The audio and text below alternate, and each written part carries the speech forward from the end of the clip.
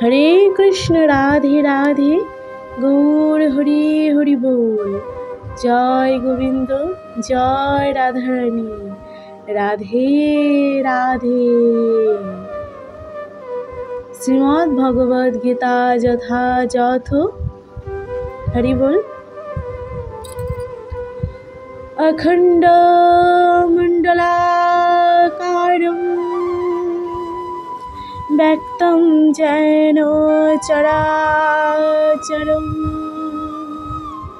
তৎপদং বিস্মিতং যেন তস্मै শ্রী গুরবে নমঃ। গুরু ব্রহ্মা গুরু বিষ্ণু গুরুরেব মহেশ্বর গুরুরেব পরম ব্রহ্ম তস্मै শ্রী গুরবে নমঃ। হে কৃষ্ণ করুণা সিন্ধু দীনবন্ধু জগৎপতে গোপেশ গোপিকা কান্ত রাধাকান্ত নমস্তুতে। তপ্ত কাঞ্চন গৌরাঙ্গী রাধে বৃন্দাবনেশ্বরী বৃষভানুসুতে দেবী প্রণমামি হরিপ্রিয়ে। বাঞ্ছাকল্পতরুভ্যশ্চ কৃপা সিন্ধুভ্যেব চ পতিতানাং পাবনৈভ্যো বৈষ্ণবৈভ্যো নমো নমঃ। শ্রীকৃষ্ণ চৈতন্য প্রভু নিত্যানন্দ শ্রী অদ্বৈত গদাধর শ্রীবাসাদি গৌর ভক্তবৃন্দ। হরে কৃষ্ণ কৃষ্ণ কৃষ্ণ হরে হরে হরে রাম রাম রাম হরে হরে। ওম নমো ভগবতে বাসুদেবায়। ওম নমো ভগবতে বাসুদেবায়। ওম নমো ভগবতে বাসুদেবায়। ওম হরি ওম তৎসৎ। শ্রীমদ্ ভগবদ গীতার ষষ্ঠ অধ্যায় ধ্যান যোগ শ্লোক নাম্বার 37। অর্জুন বাচ অজ্যোতি শ্রদ্ধয়োপেতং যোগচ্চলিতমানসং অপ্রাপ্য যোগ সংসিদ্ধিং কা গতিং কৃষ্ণ গচ্ছতি। অনুবাদ। অর্জুন জিজ্ঞাসা করলেন, হে কৃষ্ণ, যিনি প্রথমে শ্রদ্ধা সহকারে যোগে যুক্ত থাকার পরে চিত্ত চাঞ্চল্য হেতু ভ্রষ্ট হয়ে যোগে সিদ্ধি লাভ করতে অসমর্থ হন, সেই ব্যর্থ যোগীর কি গতি লাভ হয়? তাৎপর্য: ভগবদ গীতাতে আত্ম উপলব্ধির পন্থা বা যোগের কথা বর্ণনা করা হয়েছে।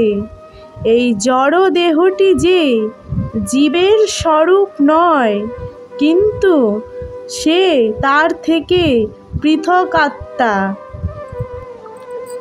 এবং সচিদানন্দময় জীবনের তার আনন্দ নিহিত আছে। এই জ্ঞানই হলো আত্ম উপলব্ধির মূল নীতি। এই স্বরূপ অপাকৃত, তা জড় দেহ ও মনের অতীত।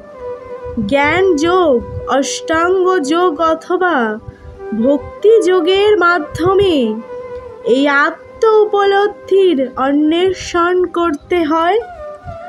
সব কটি পন্থাতেই অনুশীলনকারীকে জানতে হয় জীবের স্বরূপ কি, তার সঙ্গে ভগবানের কি সম্পর্ক এবং কিভাবে ভগবানের সাথে সেই সম্পর্কের পূর্ণ প্রতিষ্ঠা করে কৃষ্ণ ভাবনার সর্বোচ্চ সিদ্ধির স্তর লাভ করা যায়। এই তিনটি পথের যে কোনো একটিকে অবলম্বন করলে এক সময় না এক সময় গন্তব্যস্থলে পৌঁছানো যায়। ভগবদ্গীতার ২য় অধ্যায়ে ভগবান এই বিষয়ে আশ্বাস দিয়ে বলেছেন যে পরমার্থ সাধনের পথে স্বল্প প্রচেষ্টা ও জড়বন্ধন থেকে মুক্ত হওয়ার এক মহান আশা প্রদান করে থাকে। এই তিনটি পন্থার মধ্যে ভক্তি যোগী এই যুগের পক্ষে সর্বাপেক্ষা উপযোগী, কারণ ভগবানকে জানবার জন্য এটি সবচেয়ে সহজ পথ। মন থেকে সংশয় সমস্ত দূর করবার জন্য অর্জুন আবার ভগবানকে তার পূর্বের উক্তির বিষয়ে জিজ্ঞাসা করছেন। যথেষ্ট নিষ্ঠার সঙ্গে আমরা আত্ম উপলব্ধির পন্থা অবলম্বন করতে পারি, কিন্তু জ্ঞান যোগ ও অষ্টাঙ্গ যোগের পন্থা সাধারণত এই যুগে অত্যন্ত কঠিন। তাই ঐকান্তিক চেষ্টা থাকলেও নানা কারণে পদস্খলন হতে পারে।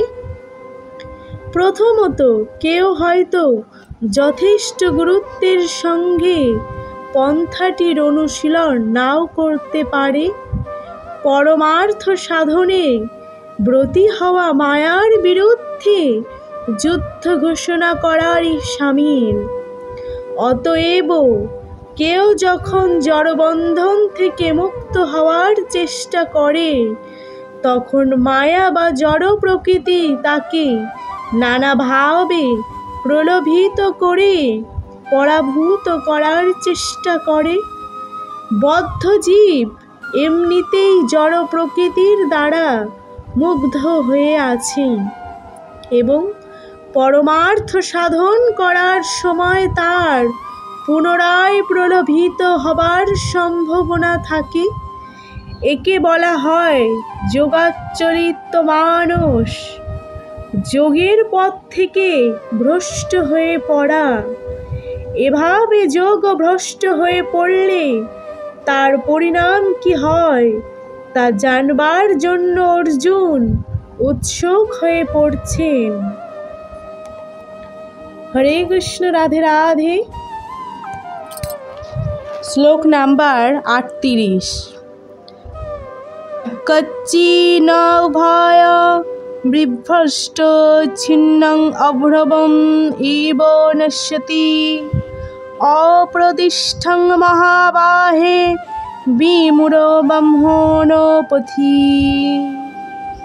অনুবাদ: হে মহাবাহে কৃষ্ণ, যোগভ্রষ্ট ব্যক্তি ব্রহ্ম লাভের পথে বিমূঢ় হয়ে পারমার্থিক ও জাগতিক উভয়ভাবেই ব্যর্থতার কারণে আশ্রয়হীন হওয়ার ফলে কি ছিন্ন মেঘের মতো একেবারেই নষ্ট হয়ে যাবে না?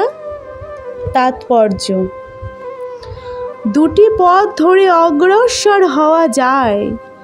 যারা বিষয়াসক্ত তারা পরমার্থ নিয়ে মাথা ঘামায় না, তাই তারা অর্থনৈতিক উন্নতি সাধন করে জড় বিষয় ভোগ করতে অথবা যথাচিত্ত কর্ম অনুষ্ঠান করার মাধ্যমে উচ্চ লোকে উত্তীর্ণ হওয়ার বিষয়ে অধিক উৎসাহী।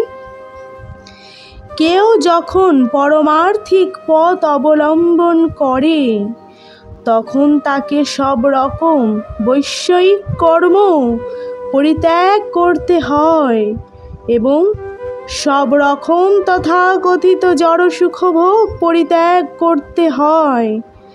এই পরমার্থ সাধনে সাধক যদি সফল না হন তখন আপাত দৃষ্টিতে মনে হয় তিনি দুই দিকই হারালেন। তিনি জড় সুখ ভোগ করতে পারলেন না, আবার পারমার্থিক সিদ্ধিও লাভ করতে পারলেন না। তিনি যেন বায়ুতাড়িত মেঘের মতোই ছন্ন ছাড়া।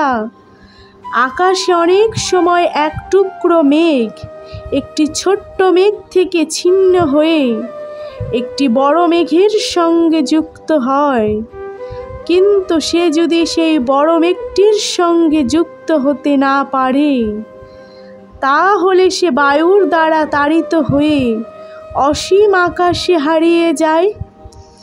ব্রহ্মণ প্রতি কথাটির অর্থ পরমার্থ সাধনের পথ, যা অনুশীলন করার ফলে উপলব্ধি হয় যে জীবের প্রকৃত স্বরূপ হচ্ছে তার চিন্ময় আত্মা।